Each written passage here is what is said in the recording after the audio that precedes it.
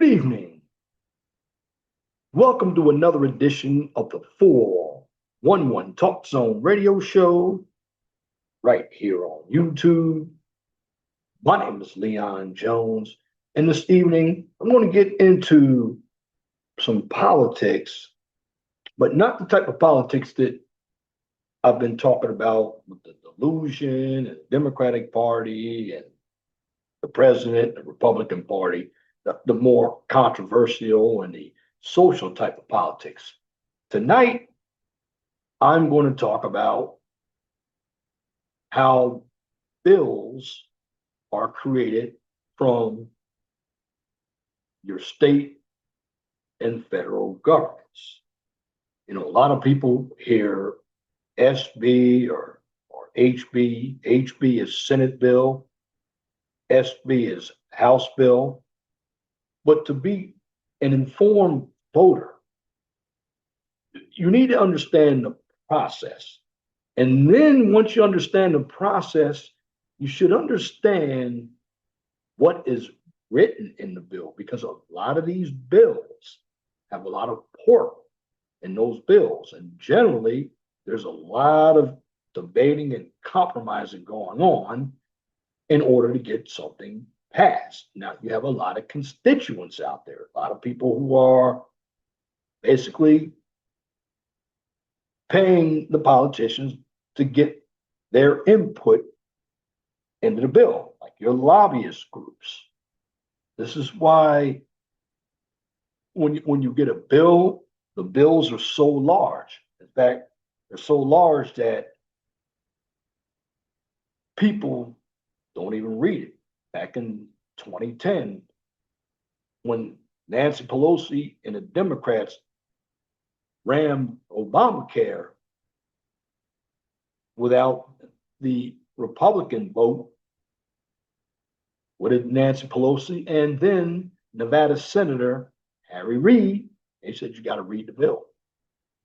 Well, it's just like when you heard Project 2025, you heard that from the Democrats. That wasn't a bill. But I guarantee you, many people on the left used that when Trump had Project 47 out. But people don't read.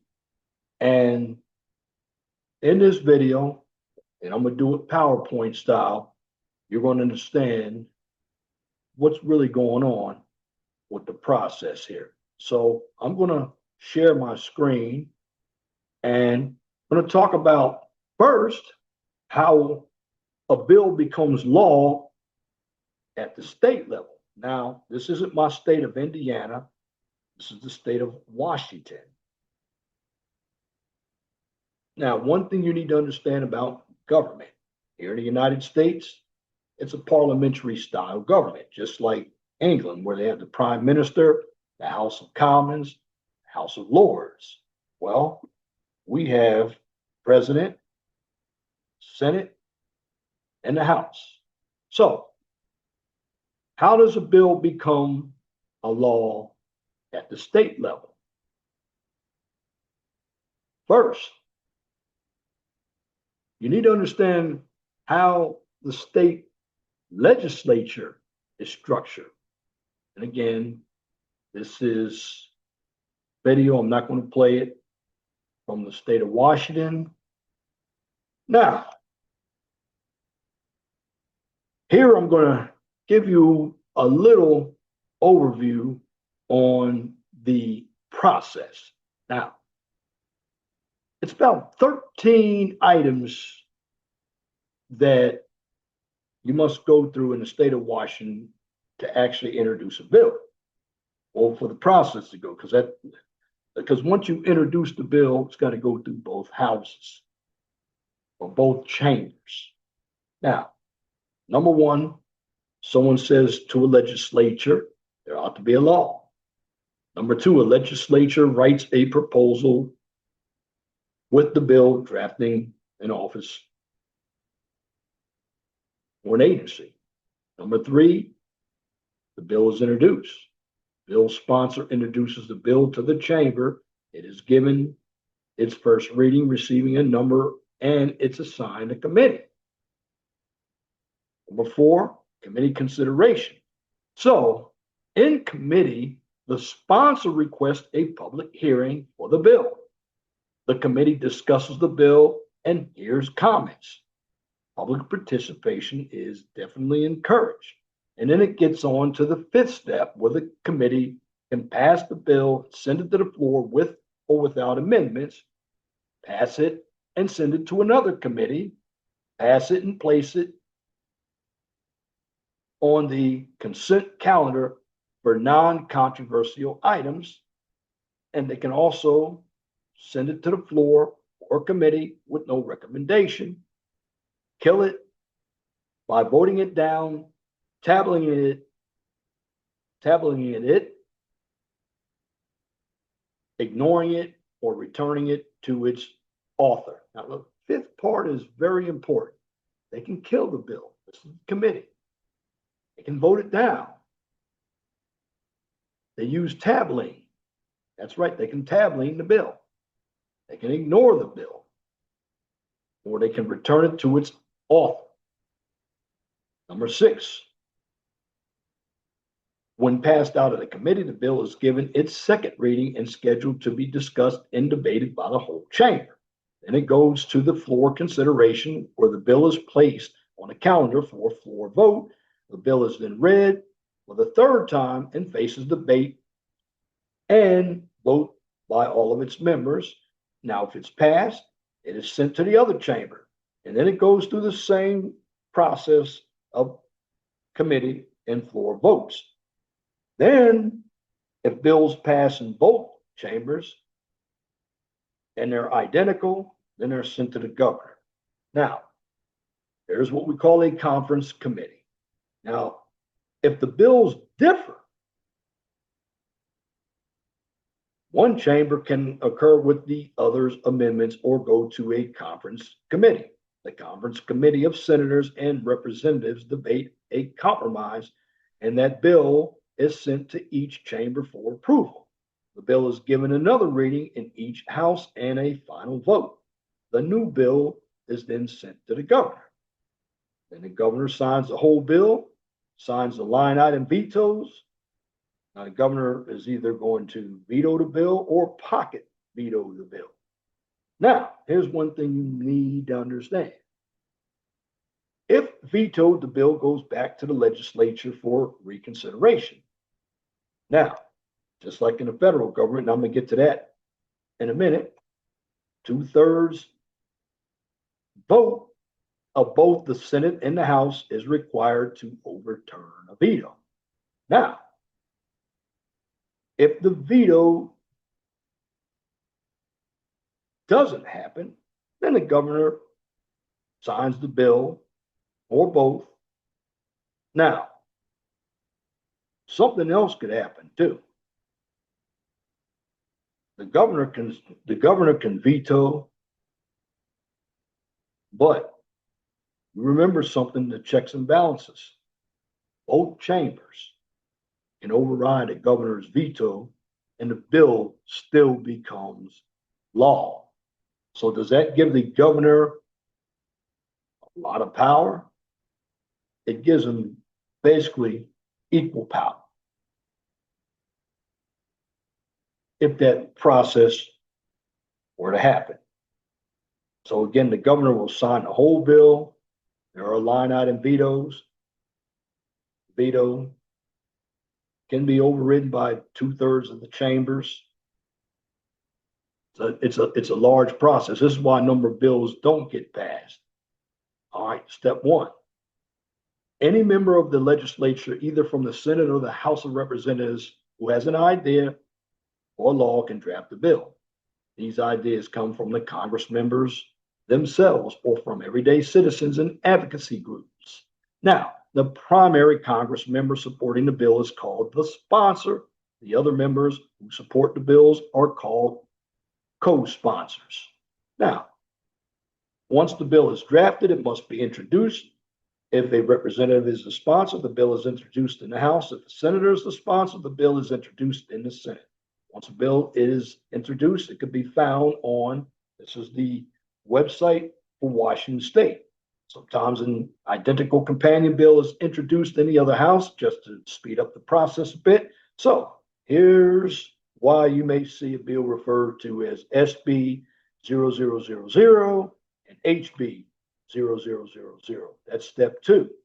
Step three, again, the bill goes to a committee because as soon as the bill is introduced, it is referred to a committee. So both the House and Senate have various committees composed of legislatures who are particularly interested in different topics. Now, when a bill is in the hands of a committee, it is carefully examined and its chances of passage are determined. Now, the committee may choose to hold hearings to better understand the implications of the bill. Now, hearings allow the views of experts and other public officials and supporters and opponents of the legislation of the legislator to be put on record. Again, you get a lot of people to hear this bill.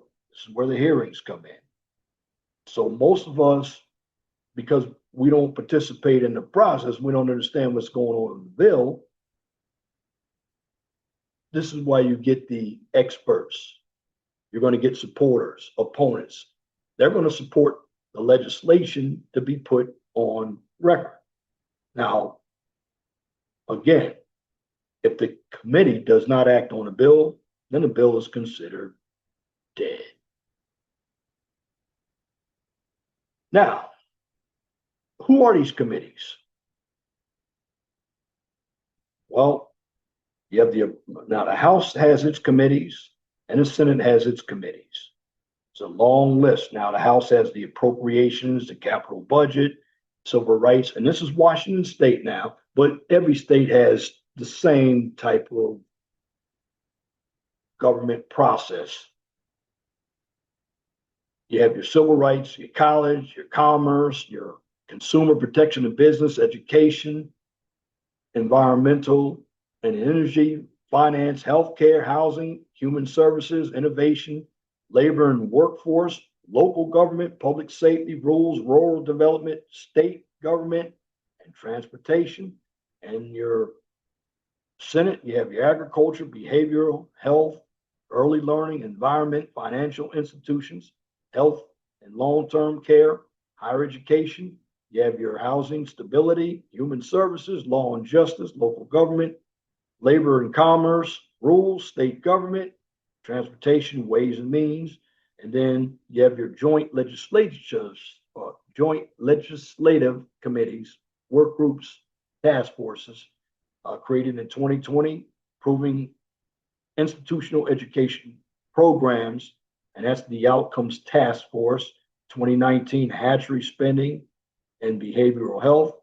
2018 Joint Legislative Task Force on water resource mitigation and Joint Legislative Task Force on water supply. And in 2017, Committee on Employment Relations, Joint Oregon-Washington Legislative Action Committee. And this is all the jargon that you hear and you see on TV. A lot of us don't understand that.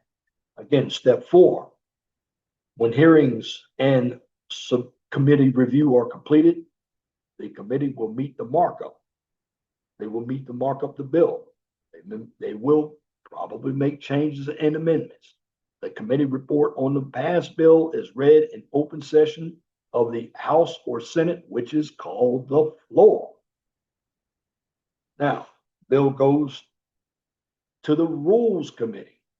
Now, once it goes to the Rules Committee can either place the bill on a second reading calendar for debate before the entire body, placed on the suspension calendar for non-controversial bills, or take no action at all. Now, the Rules Committee is where leadership exercises the most control over the process. Why? Because the Rules Committee is made up of members from both parties.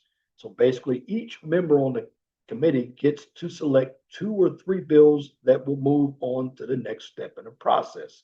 Now, which bills a member selects could be the result of a party caucus or another member approaching that member or piece of legislation about which the member feels strongly. Again, this is why you got to participate and understand what's going on. Then the bill, again, you saw that flow chart. I'm just giving you more of an elaboration. It goes to a second reading. And the second reading is so that the chamber will discuss the merits of the legislation. It's here too where members can offer amendments to the bill. Now, most bills that get this far will get their second reading in a couple of weeks following the committee cutoff. Now, if a bill has been amended in a committee or on the floor in the first house, it is ordered engrossed. Now, engrossing a bill means incorporating the amendments into the body of the bill so that the second house gets just one document. Then third reading is where the roll call vote on the final passage is taken. So if the bill finally passes, it continues in the process. Now, if the bill fails on the final process, guess what? The bill is dead. It goes no further.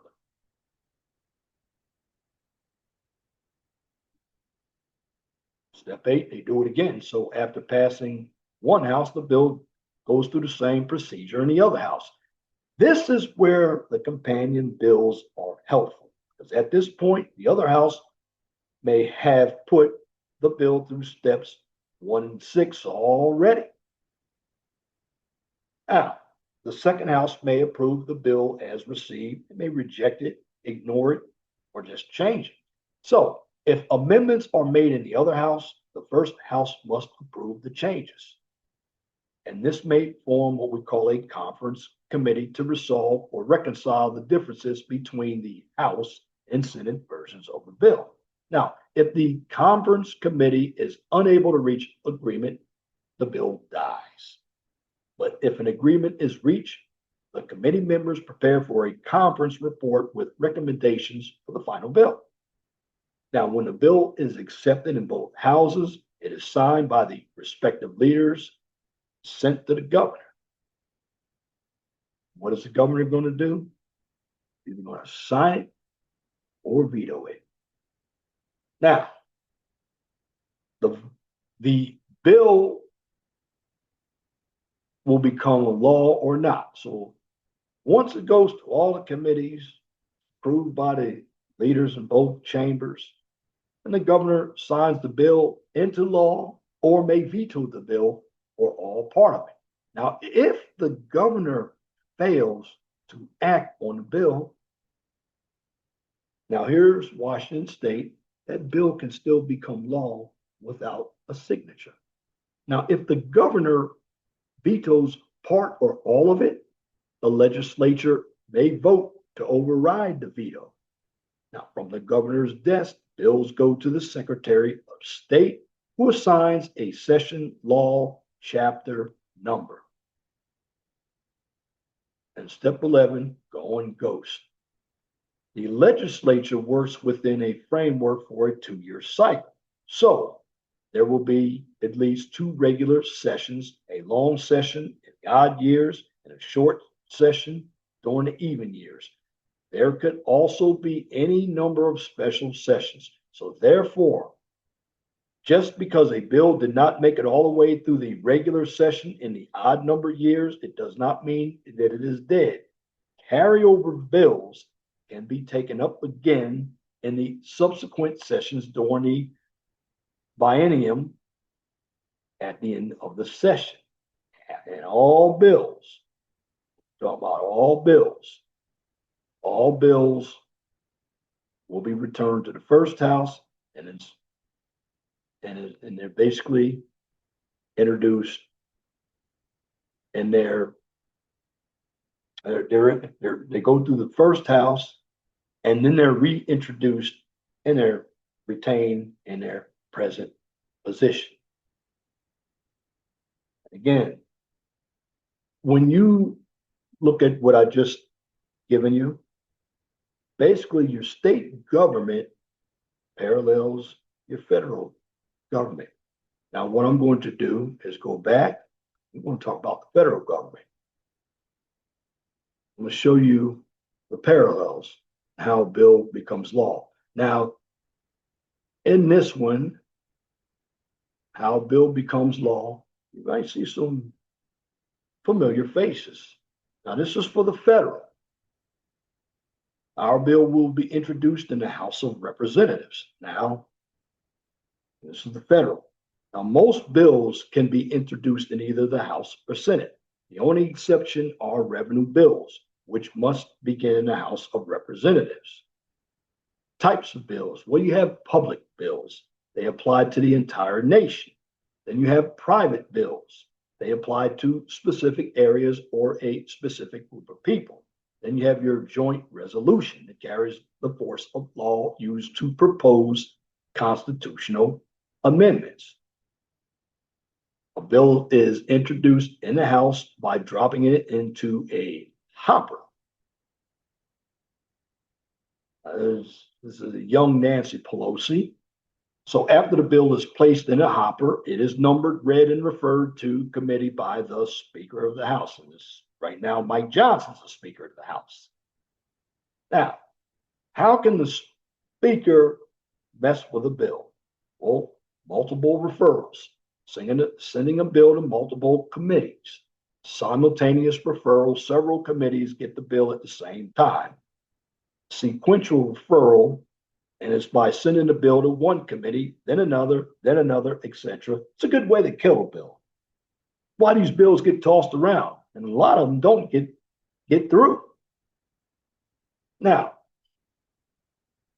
just like the state government, you have committees. This is where everything is. This is where the bills are really studied and worked on. Committees hold hearings to gather information about the bills. This is why you have certain politicians. They're heads of committees. Now, committees. All committees are chaired by a member of the majority party. The majority party has more members on each committee. The chairperson decides when the committee will meet and sets the agenda for the committee.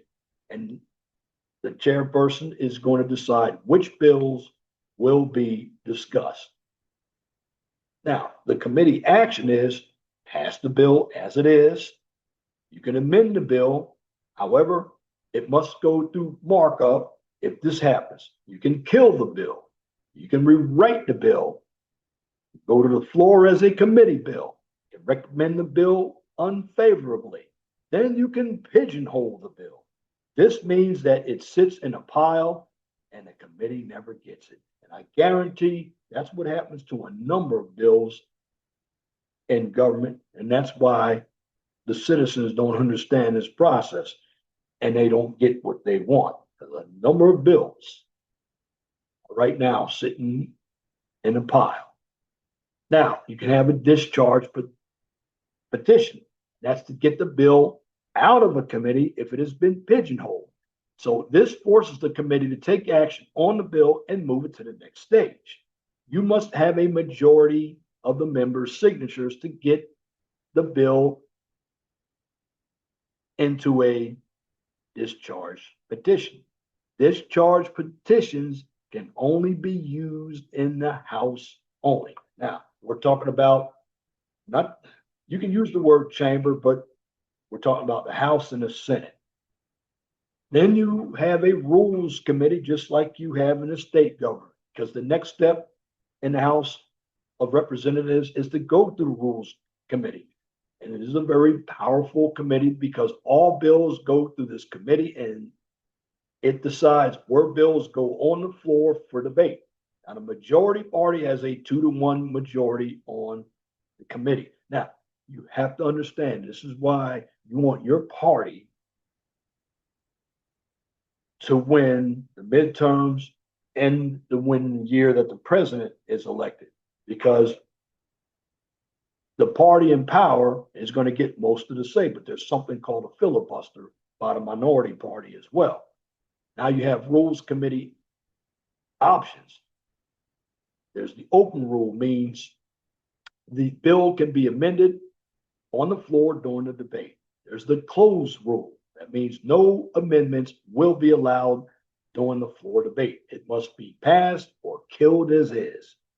Then you have the no rule. The bill is dead without a rule or debate. Then you have a floor debate. If a bill is given a rule of debate by the Rules Committee, it is placed on a calendar. Now, the calendar is the order that bills will come up on the floor for debate. Then the bills are placed on the calendar.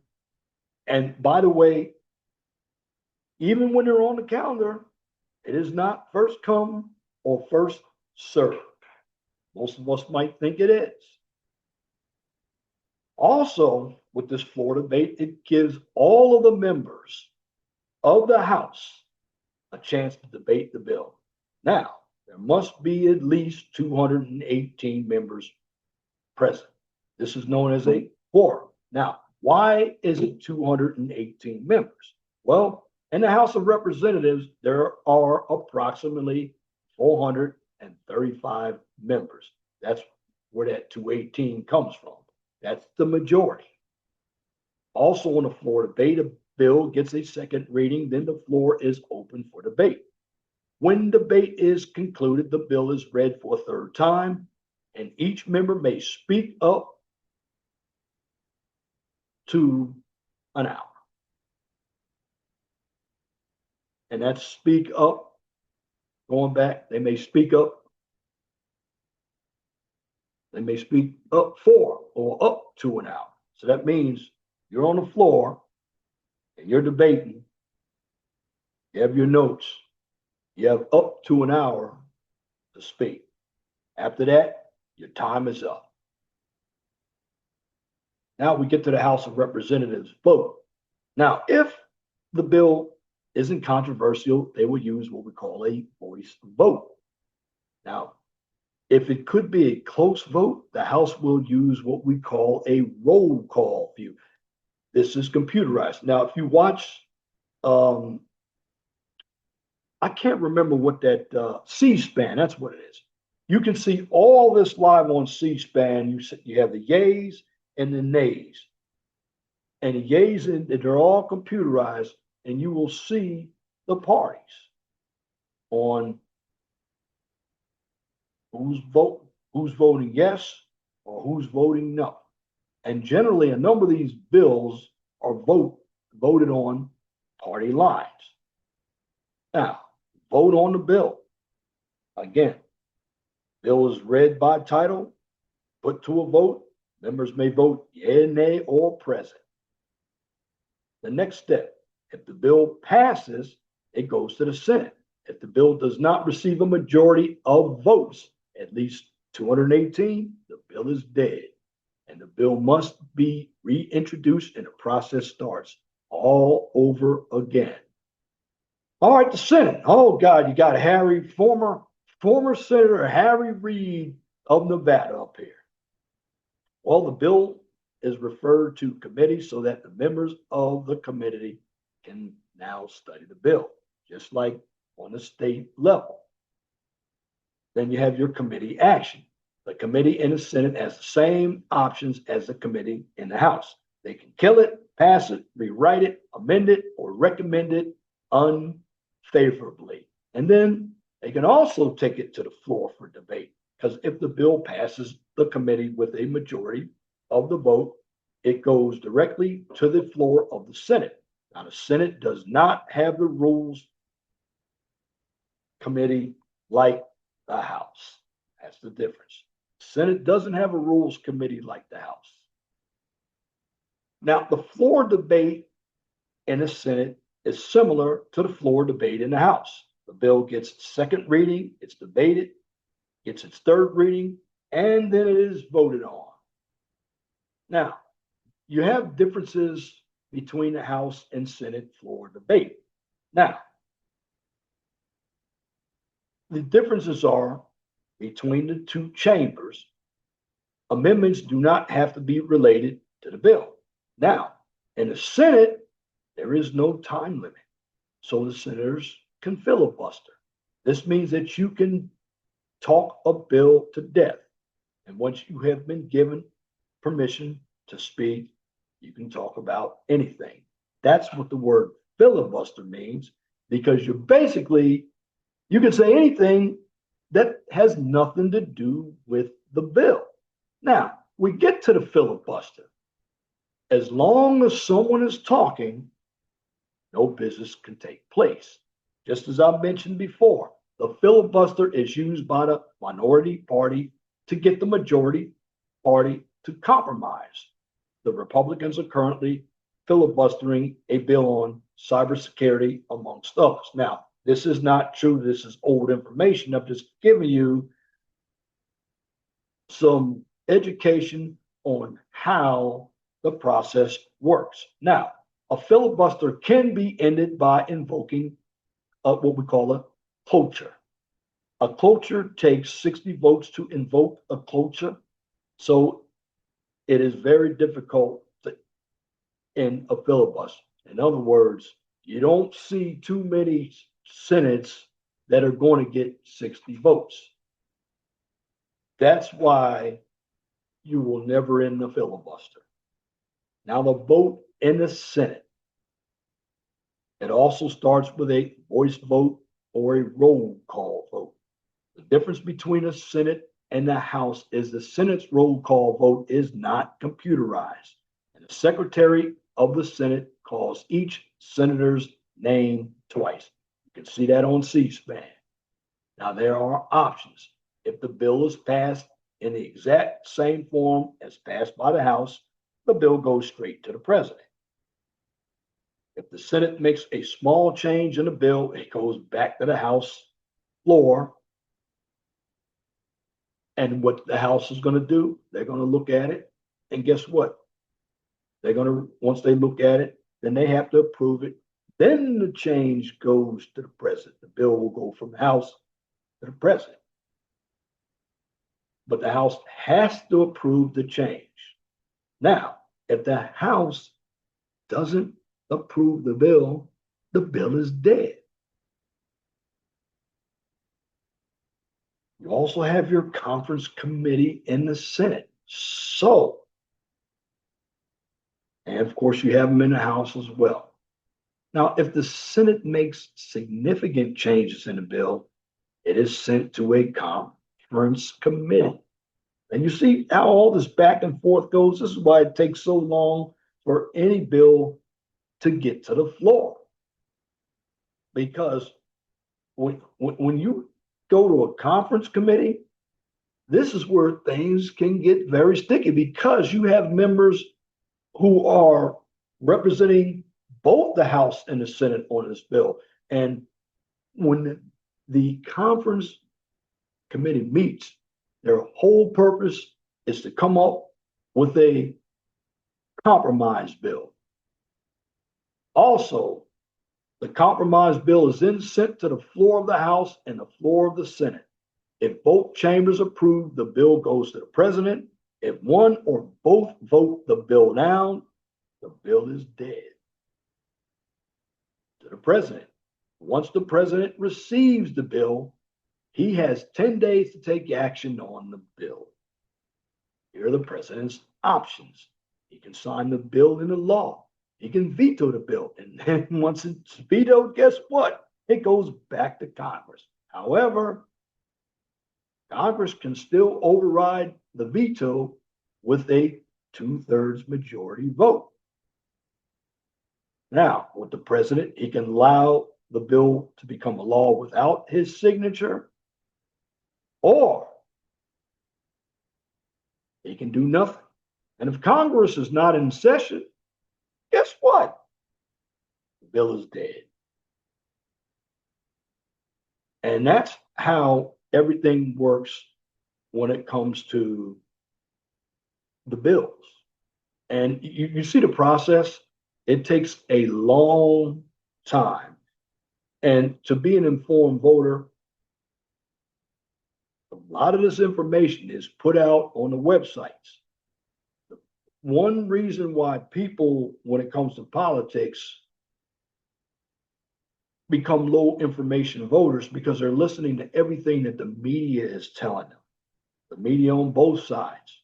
The media is only paid to give you information that they want you to know. You have to do a lot of digging. And information today is much more powerful than it is. Many of us don't use social media for the right purpose. We'll put all of our business out on social media. But when it comes to learning something like I just presented, people aren't interested in that. I guarantee you, particularly in this section of YouTube, people love the drama. But see, when you come on and you're trying to teach, you're not so much worried about numbers and cash apps. I'm not. What I want individuals to know is how the process in America works. So you're getting a free education here. I'm doing all the research for you. This is what you should be taught in the civics class. And I don't believe that a number of the public schools are teaching this information like they used to. There are people out there that I've seen on street interviews who don't even know the three branches of government. Of course, I have a video on the three branches of government. And a number of people don't even know who their local or municipality governments are.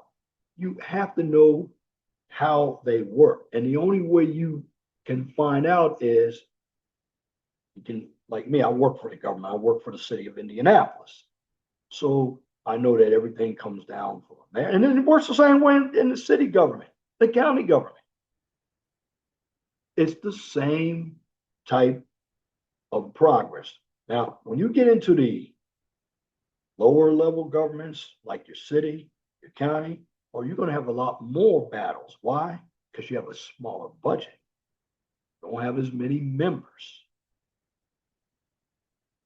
And when you have a smaller budget, particularly if you work for, let's say, a Department of Public Works, where's all the money gone? All the agencies in government do not get the same amount of money. Let me give you an example. Every state has a Department of Transportation, call them state DOTs. Well, the FHWA, which is the Federal Highway Administration, they actually allocate funds to the states.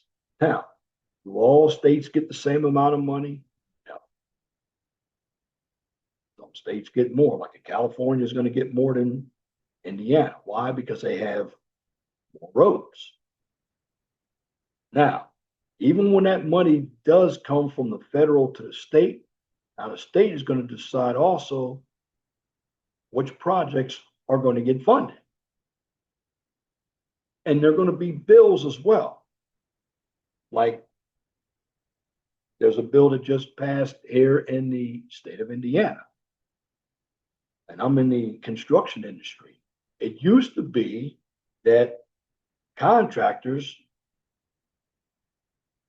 they would basically get they're front loaded, and front loaded are items that individuals don't really do. They're paid for the office, they're paid for their mobilization, they get some upfront money. Now, retainage is the contractor gets the 10%, it used to be 10%. They would get the 10% when they actually mark up their as-built drawings. Now, an as-built is you're going to take the existing drawing, and if you add something to that as-built, you're going to mark it up in red what you added. And then that's going to go in to the government office. They're going to review it, they're going to approve it, and the government, well, the contractor is going to get its 10% retainage. Well, it was 10%. Now it's 6%. But these are bills that go in the house. Many of us don't know that because we don't pay attention to what is going on. Many people don't understand what a tariff is.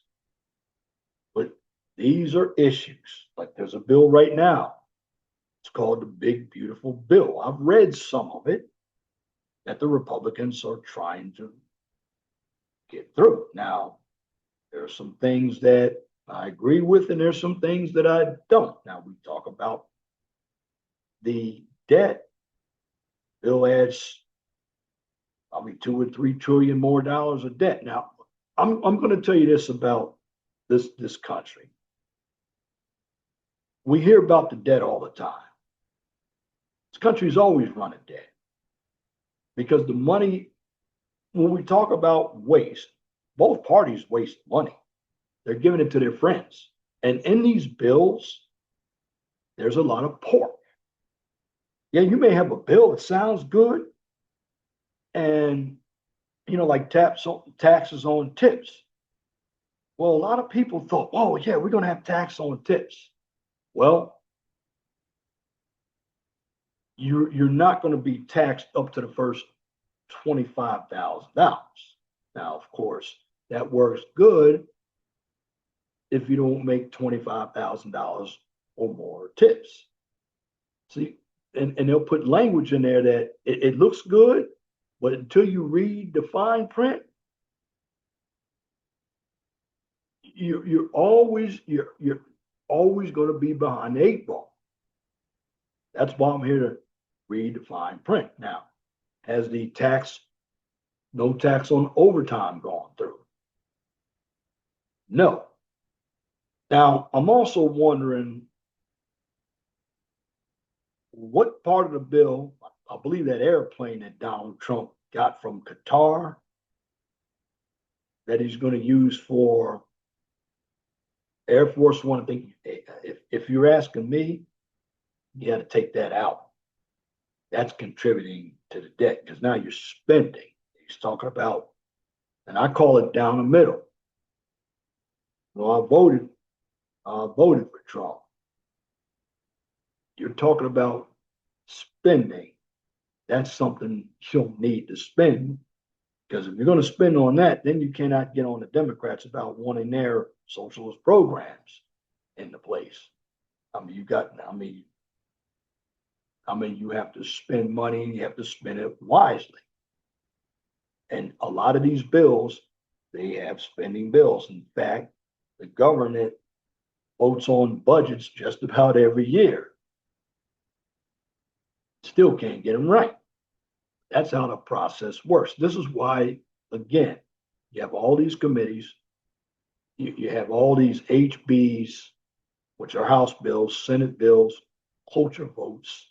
Then you have what they call the nuclear option. Now, you never heard that term, the nuclear option, unless you've listened to channels like mine. What is the nuclear option when it comes to voting for something? Well, that's a new term. See, the cloture is when you have 60 votes.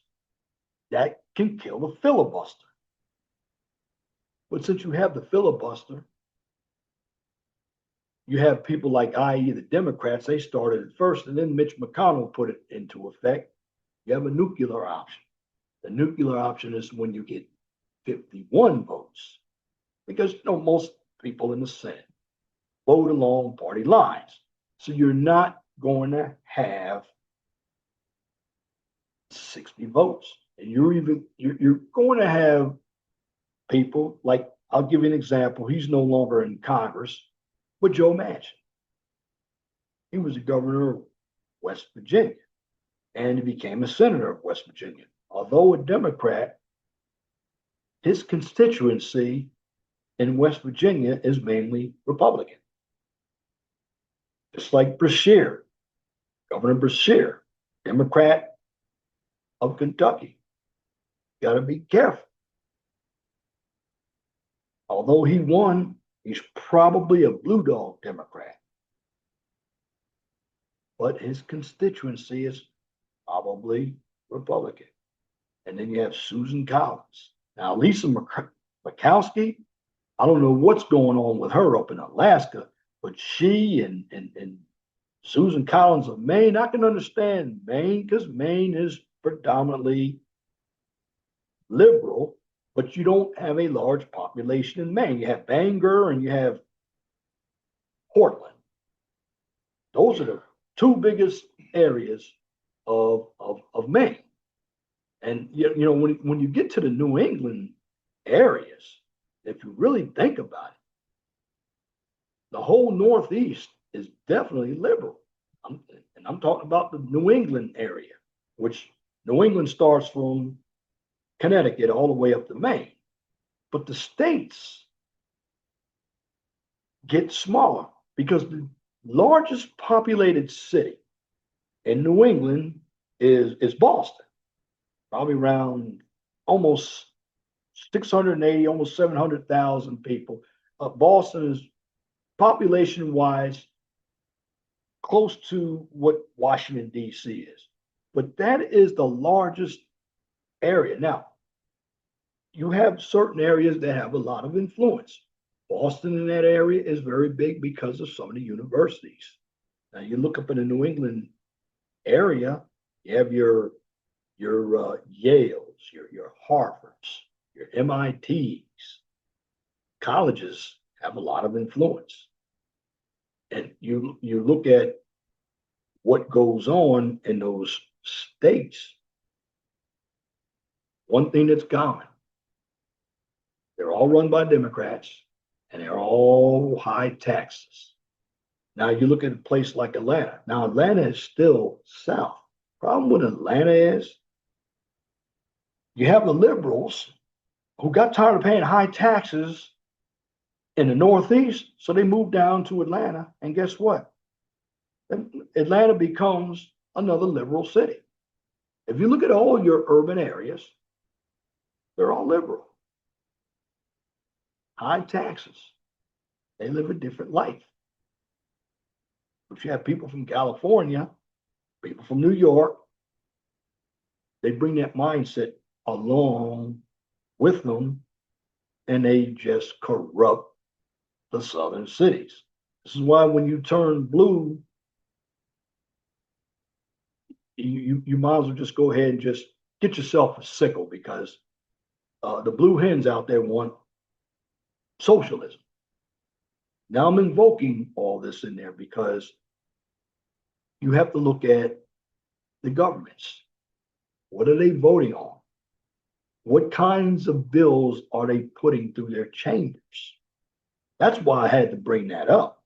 When you look at California, look at Governor Newsom out there. How much of a budget are they running? You look at Texas. Yeah, get individuals trying to turn Texas blue.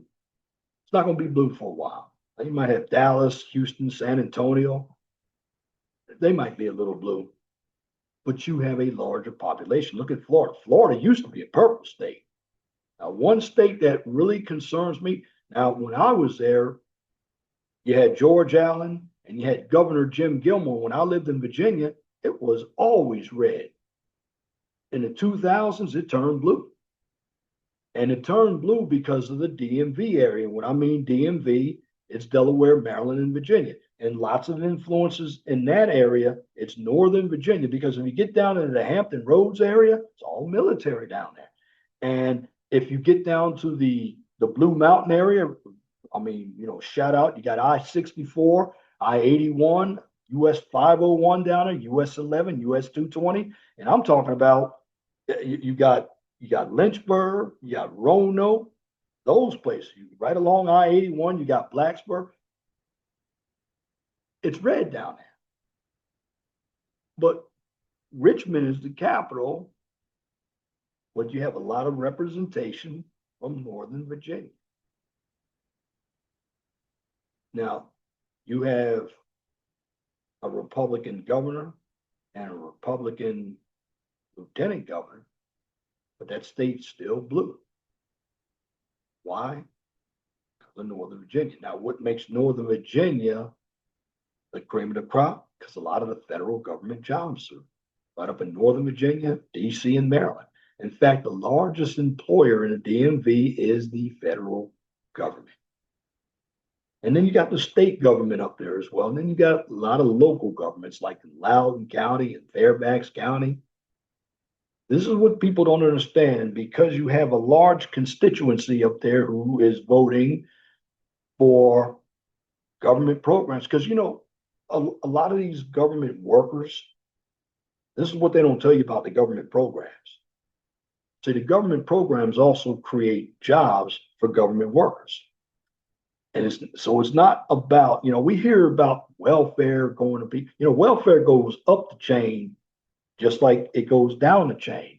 But having a place, a child support office, a welfare office, that's a job creator for a number of people.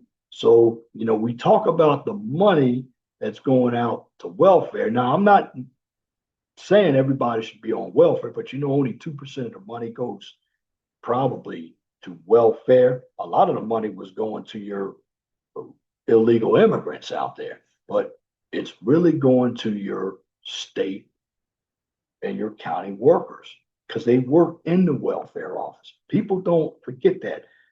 When you deal with government, and this is why it's very important that these bills pass. Well, the bills also pass a certain budget. And this is why if you work for the government, like I do, or work for the city of Indianapolis government, well, when you have a job, if I'll give you an example, if my city of Indianapolis wants to create another, what we call a line item, which is another job, they got to go through a process. That means they got to go through a board and a city council. You have a lot of layers of government that you must go through in order to create line items. And it all comes down to a budget. That's why understanding how the bill process and what's in the bill always works. And when you understand what's going on with your government, it's a lot easier for you to be a little bit more free with your thinking. I mean, Joe Biden was the president for 4 years. Well, did I vote for him? No. But did I make it through the 4 years? Yes. Because even if it's a president that I didn't vote for, he's still the president. So each party that's in power has different agendas. Of course, we don't want a lot of leftists running everything because if you have too many leftists running everything, they're already running the cities and the way they are, and the globalists out there. What they're going to do is destroy everything, and we all know it. This is why right now, looking at the midterms, I don't want to see the Democrats in power. Now, if they have blue dog Democrats, okay, I'll vote for a blue dog Democrat, but I will not vote for a rhino Republican because the problem with the process is you have the same people. We got too many baby boomers, old fogies still running this country. And not just baby boomers. If you look on the Democratic side, you still got people 85 years old still in college. They're not baby boomers. They're actually silent generation. They're still living. People like Maxine Waters, people like Nancy Pelosi. You got these individuals. I mean, Barry Goldwater, when I was coming up, he started in the 60s. He actually ran against Lyndon B. Johnson. He was a senator. And you know what? He passed away in the 80s, but he was still in government. Robert KKK Byrd of West Virginia. He passed away in about 2010. But I wasn't even born when he got in office. That's how long that these individuals are. But I'll tell you one bill that not be passed by the legislatures, and that's House and the Senate on the federal level. And you can probably say it also on the state level, is term limits. Because it is funny that you have the president and the governors. I know in Virginia, They can only do one term. One term. That's it. 1 4-year term. Here in state of Indiana, governors can do 2 terms. That's it. Now, when we get down to your municipalities, like your cities, like you got governors, well, you got mayors. I don't know how long Mayor Hall said has been in office. He's been in there quite a while. He might be on his 3rd term. And I believe if you want anything changed in government, we who are the people got to do more. You have to do more than just vote. I mean, just showing up at the polls doesn't, yeah, it's going to get people elected, but we need a new type of thinking. The problem is, a number of us don't understand the process. You hear somebody mention, well, HB 67 or SB 72. They don't even know what you're talking about. So, what I'm here to do is just give you an insight. So, when you start hearing what a cloture is, what a nuclear option is, you know where you got it from, and you can say, oh, yes, I heard that before. It can make you a better voter. See, information is power. I didn't say education, because you can have all the education documented that you want, but are you really understanding the information that is given to you? A number of people don't. Because if they did, we wouldn't have a lot of these knucklehead leftist Democrats who want a communist country, especially ones who have never lived in the communist country. But you have a number of people who believe in communism because they think communism is going to give you equality. No, it's just going to give the government too much power. Now, when it comes to spending, all governments, I mean, regardless of who was in office, the people who hold the purse strings in your state houses and your federal Congress are people in the House. They have the purse strings. And it's your legislatures. And beat down on the legislatures because these are the ones making law. Now, of course, right now, these judges out here, these activist judges. Well, first of all, some of these judges are just making up laws. A judge is supposed to interpret the law. A lot of these judges don't. A lot of these individuals out here quote the Constitution, and one thing that is crazy, and I hear it, they keep saying democracy, democracy, democracy. The United States of America is not a democracy. We are a constitutional republic. We are not a democracy. Democracy means majority rules. Now, we might have some democracy concepts like whoever gets the most votes outside the president, because outside the presidential election, everything is popular vote only. Okay, you can say that's a democracy. That means the majority voted for this person. But it doesn't mean that the majority rules. That's what a democracy is. But you hear a lot of individuals on CNN and all these news networks. They're telling you, even Fox News. I've heard the word democracy. We do not live in a democracy. And if people believe we live in a democracy, they are incorrect. Then that tells me who taught these individuals. That's why the college system. This is why you have to get out there and participate in these bills. This is why you contact your Congress people. And you know, I know a lot of politicians, they love the filibuster.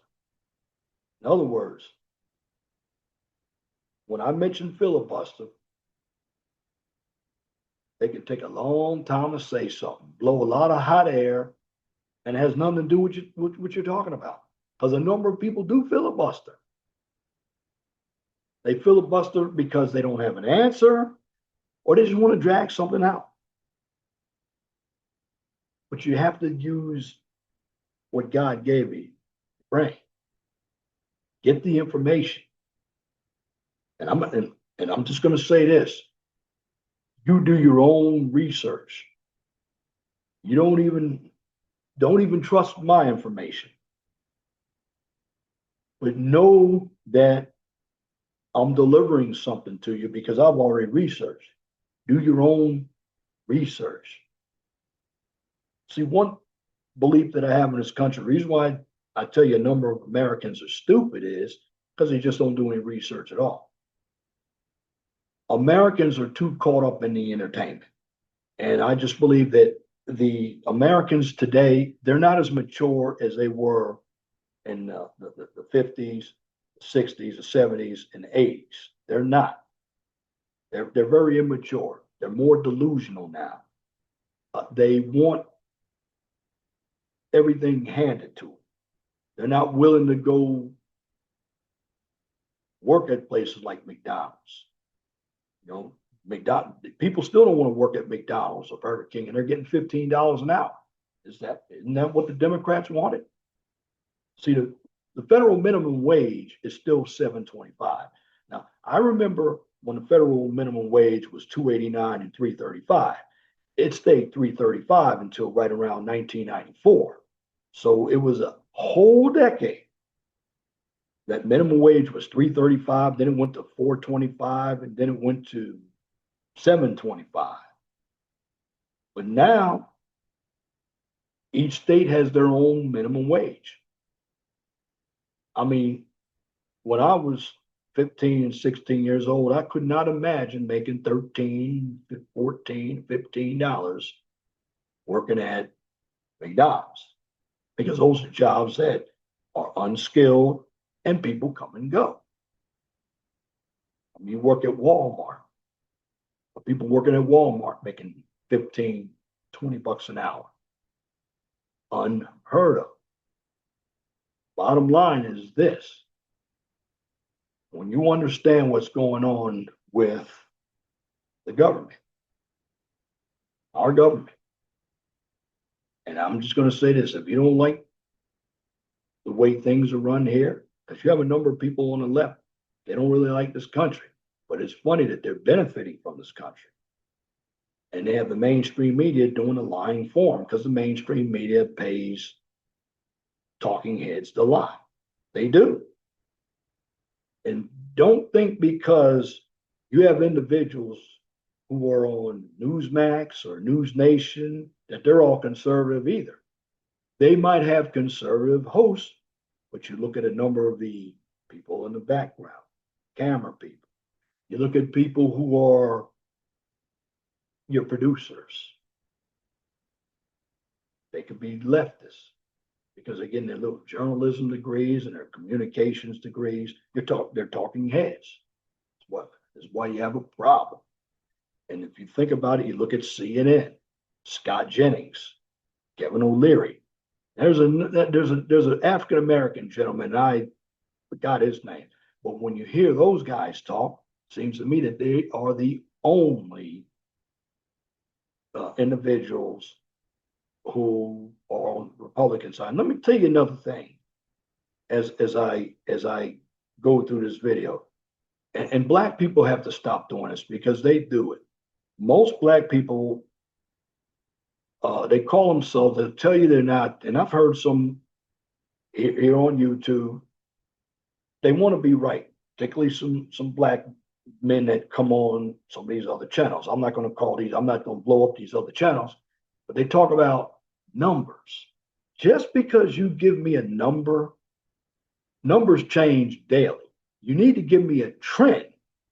I want it graphically. I want a pie graph, but I want some kind of chart. Tell me what the data is doing.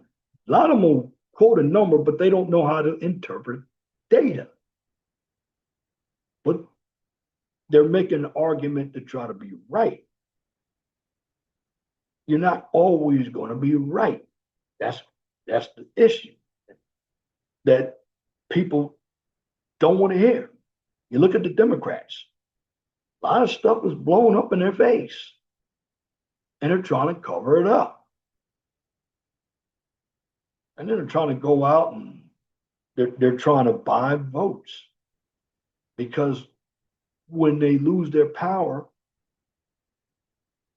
feminism, socialism, all those isms that are detrimental to any country, they're going to erode away. But we need to get rid of the left because they have no policies. They only use identity and they want to keep you stupid. This is why on my channel, I want to give you some insight so you can go into a topic like how the bill process works so you can educate yourself and be more informed. Because there's a lot of things people don't know when they go and vote in that ballot. I'm actually include other topics on because I'm talking about other topics. Look at the ballot initiatives when you go vote.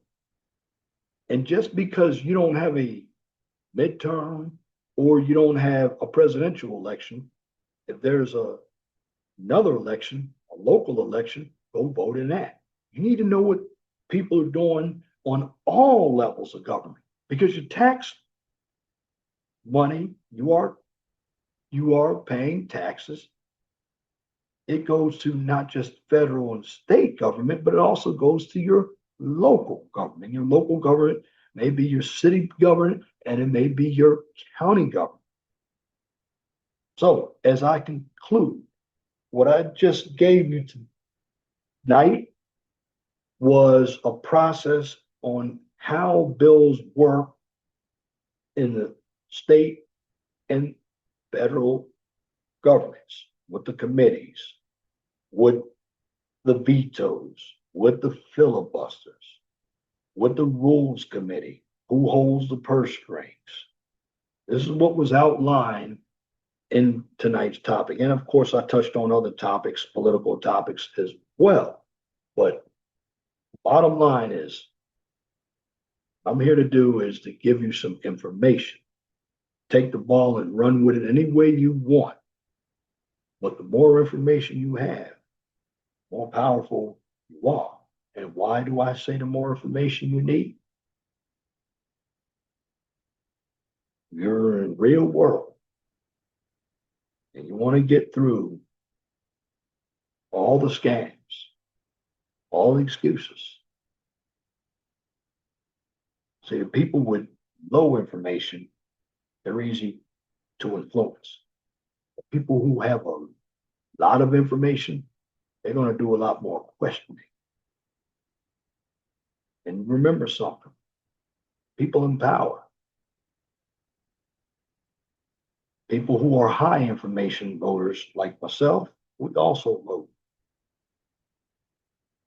And the more you know what's going on, the easier it is for you to make a decision on who to become a representative of the House, whether it's in the state or it's on a federal level or a Senate or a mayor or a governor. But you remember something too. The more information you have, the better it is for you. The less information you have, the worse it is for you. Because when you don't know anything, you believe everything. But when you have information, you can challenge and you can basically make better decisions, knowing on what is real and what is deception. Right now, we live in deception if you're on a low front. And I'm not saying that it's because you come from the hood or rural area that you're stupid. If you're informed, you're not. Because you can come from ritzy area and be just as stupid. See, I believe in just, when I say common sense, what I mean is looking at the obvious. That's common sense. Knowing what's in front of you and learning about what happened behind you. Because in the end, I'm just going to say this. When you understand what's going on in the world, it's going to be more difficult for you to be deceived. And why do I say that? Because in the end, information is power. Don't let anybody tell you different. Because the ones who are telling you that you're wrong for having information, they're wrong for telling you you have too much information because they don't have information. These are the individuals who make it bad for everybody else. You have a lot of dumb people voting. I always believe keep yourself educated, and you don't have to go to college to be educated. Understand your sources, because everything you read out here isn't going to be true either. You have to challenge the mainstream media. You have to challenge your politicians. You have to challenge your education. You have to challenge your pastors. You even have to challenge people on your job. Because you have a number of people who have an agenda. And their agenda is deception and delusion. And they will give you deception and delusion to make you feel good. It's not about feeling good. It's about living in the real world. In order to understand the real world, you must understand this. That information is power. And that's my commentary for this edition of the 411 Talk Zone radio show right here on YouTube. If you like what I just presented, comment, share, and subscribe. And if you're looking for some STEM content, check out my second channel, the QCIS channel. On that channel, I give you a daily dose of science, technology, engineering, and math. Now, here's where you can find me. You're on the 401 Talk Zone radio show channel. You can find me right here on YouTube, X, formerly Twitter. Also find me on Rumble and Truth Social.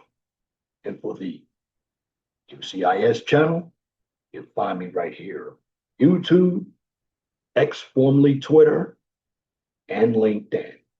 And again, I'm not looking to offend anybody with this content.